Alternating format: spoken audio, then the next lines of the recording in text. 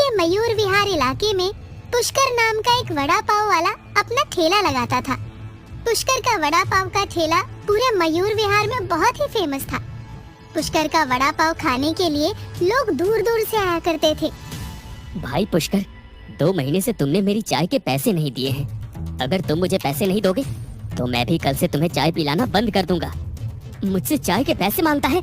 भाई धर्मा, ये जो तेरी चाय की छोटी सी दुकान चल रही है ना, और ये जो लोग चाय पीने के लिए तेरी दुकान के आगे भीड़ लगाए खड़े हैं ना, वो सब मेरी ही बदौलत है। तुझे चाय के पैसे मांगने की जगह मेरा धन्यवाद करना चाहिए और रोज चाय मुझे फ्री में पिलानी चाहिए। ये क्या बोल रहे हो पुष्कर भाई? मेरी चाय की दुकान भला तुम्हारे वजह से चल रही है? अरे मेरी दुकान मेरी मेहनत की वजह से चल रही है, इसलिए ये बेकार की बातें बंद करो और सीधे तरीके से मेरी चाय के 2 महीने के पैसे मुझे दे दो। नहीं तो क्या कर लेगा तू? अरे सिर्फ तेरी ही नहीं बल्कि मेरे ठेले के आसपास जितनी भी दुकानें लगी हुई है ना, वो सब मेरी ही वजह से चल रही हैं। मेरा वड़ा पाव पूरे मयूर विहार में फेमस है, इसलिए सुबह से ही मेरे वड़ा पाव के ठेले पर लोगों की भीड़ जमा रहती है और वे लोग मेरा वड़ा पाव खाकर आसपास की दुकानों पर भी चले जाते हैं। और धर्मा, मेरे ठेले से सबसे ज्यादा लोग तेरी चाय की दुकान पर चाय पीने के लिए चले जाते हैं। अगर मेरा वड़ा पाव का ठेला ना हो तो तुम्हारी दुकानों पर एक भी ग्राहक खड़ा ना हो। बड़ा आया मुझसे चाय के पैसे मांगने वाला। तुम्हारे वड़ा पाव के ठेले पर लोगों की भीड़ क्या जमा रहती है? तुम्हें तो इस बात का घमंड होने लगा है। जब तुम्हारा घमंड चूर चूर होगा ना, तब तुम्हें समझ आएगा कि तुमने अपने घमंड में कितनों का दिल दुखाया है। तभी पुष्कर के ठेले पर कुछ लोग वड़ा पाव खाने आते हैं। पुष्कर भाई, जल्दी से गर्मा गर्म वड़ा पाव लगा दो। आपके वड़ा पाव देखकर तो मुझसे सब्र ही नहीं हो रहा है। भाई तू कहीं का चौधरी है क्या जो जल्दी से तुझे वड़ा पाव थमा दूं? पहले ही कई लोग लाइन में लगे हैं, उन्हें देने के बाद ही तेरा नंबर आएगा। अरे भाई, एक तो आपका वड़ा पाव इस पूरे मयूर विहार में सबसे ज्यादा महंगा है, फिर भी आपने मेरे वड़ा पाव में इतनी कम चटनी डाली है। माना मेरा वड़ा पाव महंगा है, पर मेरे जैसा वड़ा पाव पूरे मयूर विहार में भी ना मिलेगा, और मेरे जैसी चटनी बनाना तो किसी के बस की बात ही नहीं है। इसलिए जितनी मिली है ना, उतने में ही गुजारा करो। अरे भला ये क्या बात हुई? जब पैसे हम पूरे दे रहे हैं तो चटनी तो ठीक से लगा कर दो। तभी काफी देर से ठेले के पास खड़ा हुआ अजय कहता है, अब तो वड़ा पाव दे दो भाई साहब, मुझे कॉलेज जाने को देर हो रही है। एक के बाद एक वड़ा पाव लेकर जा रहे हैं, पर मेरा ही नंबर नहीं आ रहा है। एक तो मैं सुबह से भूखा हूँ। एक काम करो, आप 100 रुपए की जगह आप 120 ले लो, पर जल्दी से वड़ा पाव मुझे दे दो। पुष्कर गुस्से से अजय से कहता है, पैसे दिखाता है मुझे? मैं पूरे मयूर विहार में फेमस वड़ा पाव वाला हूँ और मुझे पैसा दिखाता है। मेरे पास इतना पैसा है कि मैं तुझे खड़े खड़े खरीद लूँ। बोलता है, भाई तुम तो बहुत ही घमंडी हो। माना तुम्हारा वड़ा पाव बहुत फेमस है, इसका मतलब ये तो नहीं कि तुम अपने वड़ा पाव पर इतना घमंड दिखाओ। पुष्कर गुस्से से कहता है, हाँ हूँ मैं घमंडी वड़ा पाव वाला। तो क्या करेगा तू? इससे तो बात ही करना बेकार है। मुझे नहीं खाना इस घमंडी का वड़ा पाव।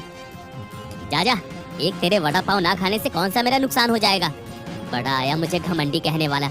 मेरे जैसा वड़ा पाव कोई और दूसरा बना दे तो मेरा नाम पुष्कर नहीं। अगले दिन पुष्कर के ठेले पर गोलू नाम का बच्चा वड़ा पाव खाने आता है। वो वड़ा पाव खाते हुए पुष्कर से कहता है, अंकल इसमें मीठी चटनी और डालना। वो क्या है कि मुझे मीठा मीठा वड़ा पाव खाना पसंद है। बच्चे, वो वड़ा पाव है, ना कि कोई गुलाब जामुन जो तुझे मीठा करके खाना है। जो है बस यही है, खाना है तो खाओ। मगर अंकल, इसमें तीखी हरी चटनी ज्यादा है और मुझे तो लाल वाली मीठी चटनी ही पसंद है। काम के टाइम पर मेरा दिमाग खा रहा है, चल भाग यहाँ से। कोई मीठी चटनी नहीं मिलेगी। पुष्कर की बात से गोलू रोने लगता है। गोलू के रोने की आवाज सुनते ही गोलू की मम्मी वहाँ आती है और गुस्से से पुष्कर से कहती है, अरे ये क्या तरीका है बच्चों से बात करने का? अगर इसकी जगह कोई और होता तो क्या करते तुम? इसका वड़ा पाव फेमस क्या है, इस इंसान में तो घमंड ही आ गया है। चल बेटा गोलू, हमें नहीं खाना इस घमंडी वड़ा पाव वाले का वड़ा पाव। अरे जाओ जाओ, मुझे तुम जैसे लोगों को अपना वड़ा पाव खिलाना भी नहीं है।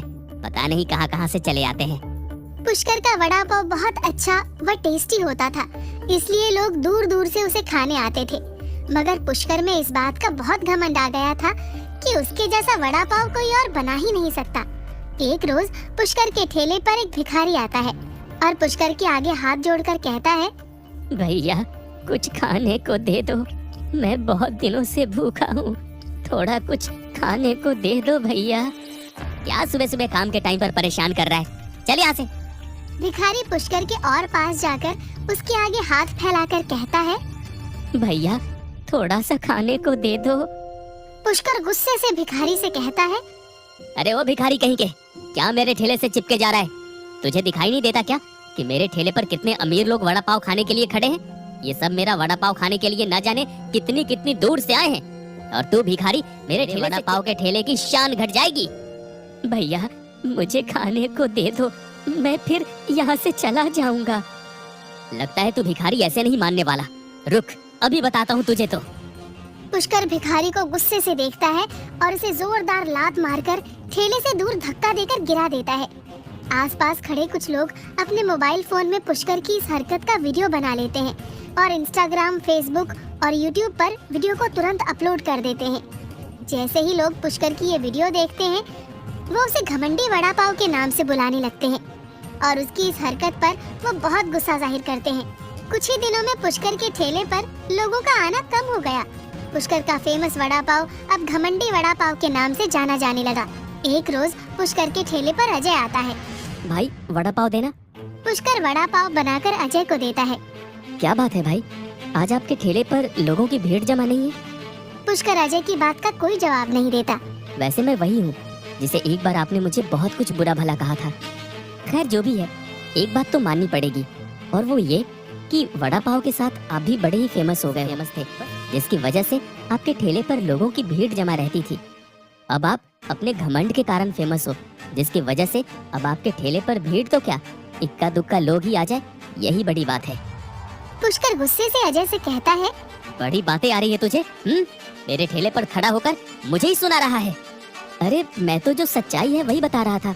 मैं आपको बस इतना बताना चाहता हूँ कि इंसान को कभी भी अपने हुनर या किसी भी चीज पर घमंड नहीं करना चाहिए, क्योंकि घमंड जब चूर चूर होता है ना, तो बड़ी तकलीफ होती है। ऐसा कहकर अजय वहाँ से चला जाता है। अजय की बात सुनकर पुष्कर को धर्मा की कही बात याद आने लगती है। उसे सच में ये देखकर बहुत तकलीफ होती है कि अब उसके वड़ा पाव के ठेले पर लोगों की भीड़ जमा नहीं थी। अब लोग उसे घमंडी वड़ा पाव वाला कहकर बुलाते थे। पुष्कर ने सबसे पहले धर्मा से माफी मांगी और उसके बाद उसने अपनी एक वीडियो बनाई जिसमें वो जनता से और उस भिखारी से माफी मांग रहा है। पुष्कर को अपने किए बर्ताव और घमंड पर बहुत पछतावा हुआ और उसने कसम खाई कि अब वो फिर कभी ऐसा नहीं करेगा।